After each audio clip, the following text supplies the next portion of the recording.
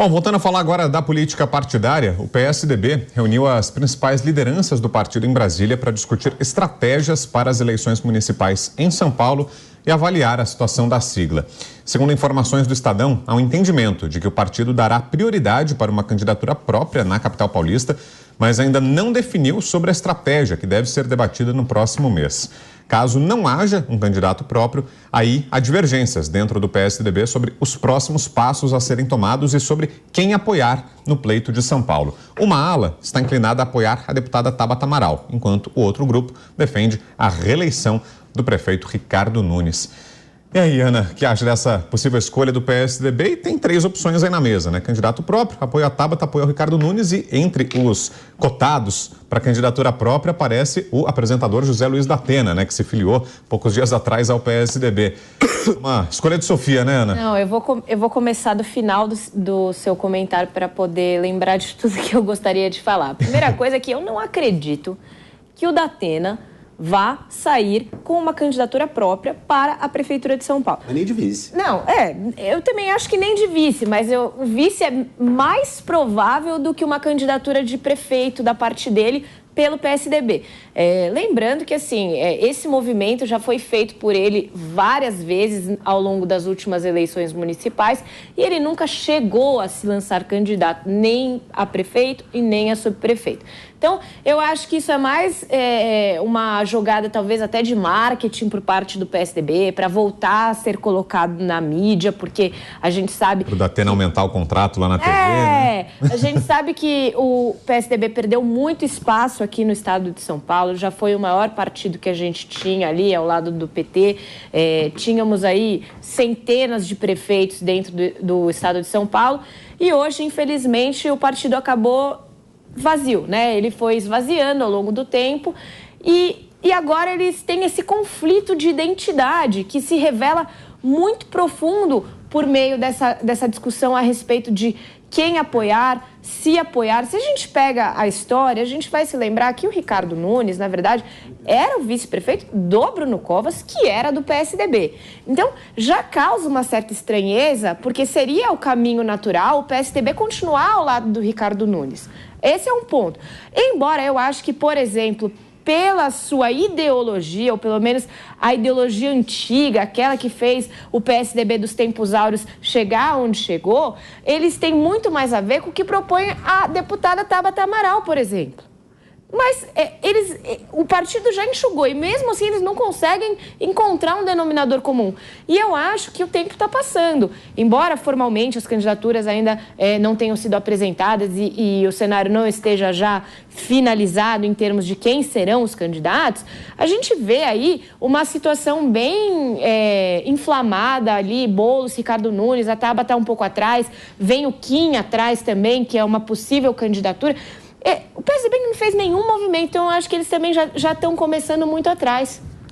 Pois é, chegou um ponto, né, Leandro? Tamanho é o derretimento do PSDB que hoje a escolha é mais importante para o próprio partido, para a sobrevivência, do que para os possíveis candidatos, né? Para o Ricardo Nunes, a candidatura dele parece que também não vai depender do apoio ou não do PSDB, da Tabata Amaral também, né? O percentual de votos deles não vai alterar significativamente se vier ou não vier o partido, né? Parece que a escolha diz mais sobre o PSDB do que sobre os candidatos que vão receber esse eventual apoio, né? Olha, eu acho que para a Tabata contava mais, né, do que para o Ricardo Nunes, né? Até porque a base toda do Ricardo Nunes, que estava no PSDB, saiu e foi para outros partidos para concorrer na eleição, né? Agora, o que eu diria aqui é o seguinte, achei engraçada a notícia, né, que fala assim, o PSDB vai para Brasília para discutir São Paulo, tá perderam o rumo de casa, né?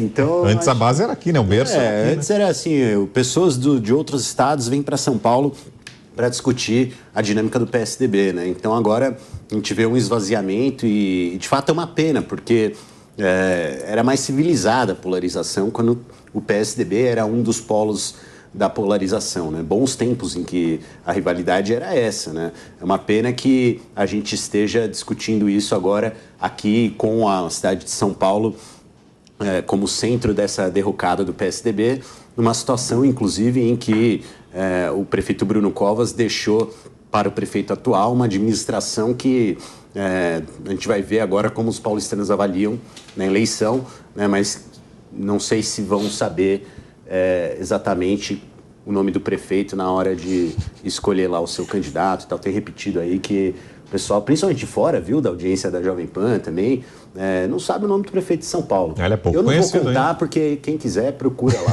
Mas os próprios paulistanos, eles demoraram muito para saber. E eles começaram a saber por conta da revitalização do asfalto. Começaram a querer saber quem que estava fazendo aquela confusão no caminho do meu trabalho. É mais ou menos por isso. E ficou conhecido e não necessariamente elogiado, né, Mônica? Não, a gente estava falando essas obras aí, né? A cidade virou um canteiro de obras e isso também não necessariamente contou pontos para o prefeito. Mas e o posicionamento do PSDB? Mônica, qual te pareceria o caminho mais acertado agora? Eu achei que a Ana foi muito delicada em dizer que o PSDB passou por um enxugamento, né? Eu sou delicada. Foi você. Vocês dois já falaram, né, que derreteu, que implodiu. Mas é verdade que no ano passado o Eduardo Leite fez uma refundação. Houve um estudo nacional inteiro, foi a maravilhosa Irina Bulara que fez. E houve uma tentativa aí de refundar mesmo, de ressignificar. O que está acontecendo com o PSDB, para mim, é um pouco reflexo do que está acontecendo com todo o nosso sistema partidário. O sistema partidário brasileiro tá ameaçado, está muito fraco. E aí eu quero tirar o foco do PSDB e colocar o foco, não no novo, como todos pensam que eu vou fazer, mas no prefeito, olha, que não seja profético, no prefeito Ricardo Nunes, que, pensa bem, ele está analisando de quem ele vai receber o apoio, tá? Então, assim, ele está negociando ou com o PSDB ou com o PL. Então, nós paulistanos temos aí um prefeito que pode estar ou com um partido ou com outro, e são partidos antagônicos, são partidos muito diferentes. Como é que a gente pode achar normal que ele esteja olhando para ambos? Vou casar com esse ou vou casar com esse? Não é normal. O alinhamento ideológico absolutamente não está presente. E isso eu acho muito ruim. Quando você está discutindo quem vão ser os seus parceiros numa eleição, o mínimo é que haja algum tipo de conexão. Quero que seja ele, porque acredito nas mesmas coisas. E não porque esse vai me trazer tantos votos, esse vai me trazer muitos votos. Isso é a falência do nosso sistema eleitoral. Agora, Diego, se o caminho fosse a candidatura própria, será que não tem o risco de um novo constrangimento, um novo vexame, uma votação pífia outra vez, como aconteceu já em eleições passadas aqui em São Paulo, né? O partido já não consegue mais se impor, né? Como outrora. Será que não tem o risco de a situação ainda piorar com um candidato próprio, Diego? Brown, sem dúvida nenhuma. E a grande questão, quem seria esse candidato? Como foi dito aqui, o PSDB teve uma debandada geral. Datena. Não tem mais nenhum. O Datena, é o Datena. Não tem um histórico. Não tem um histórico muito legal aí em relação às suas candidaturas, né? Voltou atrás em todas, enfim, não sei porque seria diferente agora. Mas a Mônica tocou um ponto muito interessante, que é essa falta de identidade. Porque o PSDB quase foi a legenda do Kim Kataguiri.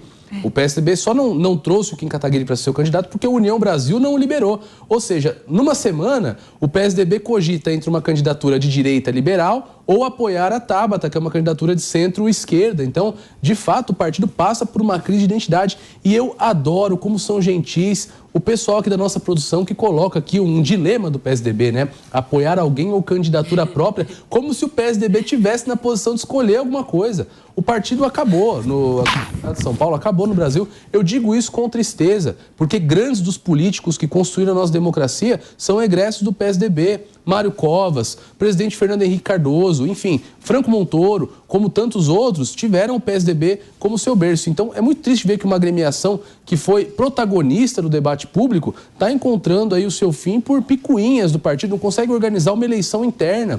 E isso causa essa falta de identidade que nós diagnosticamos aqui. Hoje, o militante do PSDB, ele não sabe o que ele defende. Ele não sabe se ele é um... Não tem militante do PSDB.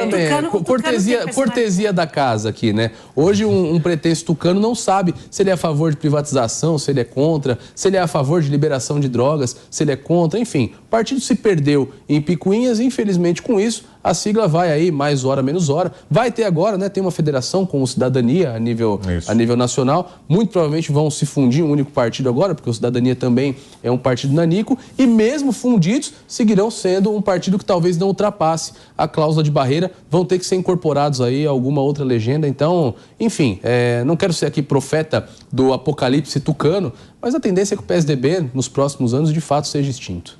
E como é que vocês veem o cenário como um todo dessa eleição municipal? Será que vai se repetir, Ana, a polarização nacional da última eleição? Ou será que para essa eleição vão ser trazidas as questões da cidade, os problemas urbanos, e aí vai se fugir um pouco dessa rivalidade entre Lula e Bolsonaro, ou não? Ela vai se traduzir nas candidaturas do Bolo e do Nunes, hein? Olha, eu gostaria de ter uma resposta diferente da minha crença pessoal para a sua pergunta, porque eu entendo que na esfera municipal é o momento em que a gente mais precisa deixar a polarização de lado para discutir as coisas e os problemas cotidianos da cidade. Porque, diferentemente das esferas federais e estaduais, que a gente pode ter uma distância um pouco maior ali do resultado final, quando nós estamos falando da esfera municipal, é aquilo que afeta o nosso dia a dia. É aquilo que está mais perto de nós. Mas, infelizmente, nós temos visto justamente a polarização. O pessoal que apoia o Bolsonaro está 100% ali com o Ricardo Nunes. Talvez, se o Kim entrar mesmo na eleição, pode ter alguma mudança aí de trajetória por conta do posicionamento, não por conta da relação do Kim com os bolsonaristas em geral. Mas pode haver esse movimento.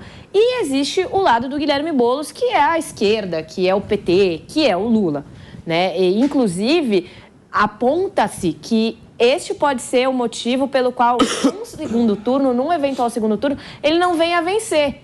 Porque aí o candidato que representar ali o centro-direita consegue passar, porque ele tem uma rejeição muito grande, né? Embora ele tenha aí feito a barba, ele esteja com um discurso um pouco mais moderado, as pessoas... Não, mas as pessoas... Gente, não. Banho, né? Gente, perguntem nas ruas. Tem um esforço de imagem, sim. Tem um esforço de imagem e existe uma resistência muito grande de uma parcela significativa da população paulistana ao Guilherme Boulos por tudo que ele defendeu nos últimos anos. Nós não podemos esquecer disso. A gente acabou de comentar sobre a falta de identidade. O Guilherme Boulos, ele tem uma identidade. Ele está tentando... E aí eu não sei se é passar uma imagem ou se ele evoluiu a ponto de suavizar o seu discurso, de falar com um pouco mais de serenidade, mas é um fato que as pessoas têm uma lembrança dele de uma pessoa de extrema esquerda. E aqui em São Paulo, isso não é tão bem visto assim por grande parte da população. Mas eu acho que, respondendo a sua pergunta de forma objetiva, caímos mais uma vez na polarização. Concorda, Leandro? Eu acho ótima a polarização. Olha caso. Só. Que a gente nesse caso.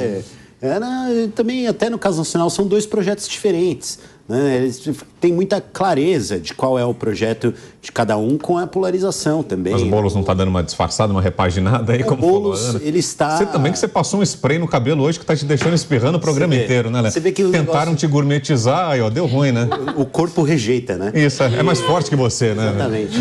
Agora atacou até a alergia. Não sei se o Boulos está passando pela mesma situação, vou perguntar, mas a gente está vendo aqui o Guilherme Boulos transitando para uma posição que é a média do arco de alianças que o apoia. Também não adianta achar que ele vai concorrer, Ana, com a identidade anterior. Ele vai concorrer com uma identidade que é uma média entre o PSOL, entre o PT, entre a Rede, entre o PV. Né, que Mas são concorrer e governar? Essa é a pergunta que a população se faz. Com esses também, até porque o Lula tá aí tentando governar com o Lira, né? Imagina governar aqui em São Paulo, todo mundo vai ter que governar com o Milton Leite, né? Então, acho que a gente está vendo o Guilherme Boulos expressando essa arco de alianças, né, que de fato é um pouco diferente da identidade anterior que ele tinha. Mas essa história de pintar o Guilherme Boulos como bicho-papão que invade propriedade privada é uma coisa lá da década de 80, com a história do Collor, que as pessoas ficavam dizendo que o Lula ia entregar o apartamento delas para as pessoas que são sem teto. Não é assim. O Guilherme Boulos, assim como outros, né, defendem a função social da propriedade. Está previsto no artigo 184 e 185 da Constituição Federal, né, e promover a reforma urbana promover Abriu o vermelho, abriu o vermelho. Vocês não estão entendendo que tem até o pessoal da produção que tá comemorando isso que eu tô dizendo aqui. Então, Comemorando não, Estão te chamando de lindo. eu acho que a gente precisa valorizar, né? Quando a gente tem dois projetos tão bem demarcados, e o do Ricardo Nunes, lembrei o nome dele. Alguém falou aqui, eu lembrei. Ele é um projeto que está aí claramente comprometido com coisas na cidade que são contrárias de criação de um ambiente público saudável, de incorporar as lutas populares por habitação, por exemplo, e assim por diante. Mas acho que a população vai decidir em outubro. Eu só queria lembrar que o Lula ganhou a eleição e o Haddad também na cidade de São Paulo, viu? Então, essa coisa já tem um tempo, né? Dizer que não é bem visto a esquerda na cidade, acho que não é bem assim. Tem um tempo, tem 2 anos. Foi a última eleição. E de lá pra cá, como é que tá a popularidade do Lula nas pesquisas? A popularidade do Nunes? Do Lula. Do Lula. Do Nunes nunca teve. Tá em franca descendência. Pronto. Não é só a nossa produção aqui que é gentil, né? O Leandro também é muito gentil ao dizer que vai ser uma batalha de projetos, né? Porque eu, sinceramente, e não passo pano para ninguém aqui, não vejo nem do lado do Boulos, nem do lado do Nunes um projeto para a cidade de São Paulo. Enfim, vejo uma campanha que está abordando a polarização. Como disse o presidente Lula, a eleição de São Paulo vai ser uma eleição de Lula contra Bolsonaro. Isso, infelizmente, não agrega absolutamente nada para o futuro da cidade mais importante do país, do 3º maior orçamento do Brasil, e isso é muito triste. Tá? Nós somos obrigados a, de fato, comemorar que existem propostas, como a proposta do Kim Kataguiri, como a proposta da Tabata Amaral, que são, enfim, ao menos apresentam ideias, ao menos apresentam um respiro em relação à política. Enfim, infelizmente, todos aí têm problemas. A Tabata tem o problema de estar pontuando bem nas pesquisas, mas não ainda a ponto de oferecer risco aos dois que estão no topo aí da corrida eleitoral, e o Kim que ainda tem o seu problema com a legenda do União Brasil. Mas fato é que, se de fato nós ficarmos aí na polarização, nesse debate de, olha, é a esquerda contra a direita, para o voto municipal, que é um voto mais pragmático, que não está preocupado com questões ideológicas, com pautas identitárias ou com conservadorismo, está preocupado com o buraco da rua, está preocupado com a vaga na creche, está preocupado com a ineficiência do sistema de saúde, nós teremos um debate político muito raso nas próximas eleições. Isso é muito triste e, enfim, eu espero que, pelo menos até o início, de fato, da corrida eleitoral, das campanhas, esses projetos que estão aí no topo das pesquisas, Ricardo Nunes e Guilherme Boulos, edifiquem ideias para São Paulo, tragam a sua visão de como São Paulo vai melhorar, de como nós vamos resolver os problemas aqui da capital, que são muitos, principalmente na área da segurança pública. Então, enfim, ficam aqui os meus votos de que melhore a qualidade dos projetos que estão titularizando, que estão aí no topo das pesquisas eleitorais para a prefeitura aqui da nossa cidade. Que leiam as pesquisas, né? Que leiam um pouco as pesquisas sobre as preocupações das populações das cidades para os seus municípios. Saiu faz um mês aqui em São Paulo, mostrando que era segurança pública, saúde e as pautas federais, que são as polarizadas, né? Eu também discordo do Leandro. A polarização, ela tira o debate das questões técnicas, ela tira das discussões para a cidade. Ontem eu vi num grande jornal aí, uma candidata aqui de São Paulo indo para uma entrevista com uma camiseta pedindo o impeachment de um ministro do Supremo Tribunal, que é uma pauta que não tem absolutamente nada a ver com a cidade e com as questões que a gente precisa discutir aqui. Mas nós vimos no começo do programa o Congresso engajadíssimo aí nas eleições municipais, vão puxar para as pautas municipais, vão puxar sim para essa briga, e aí os problemas das cidades que precisam ser discutidos não serão.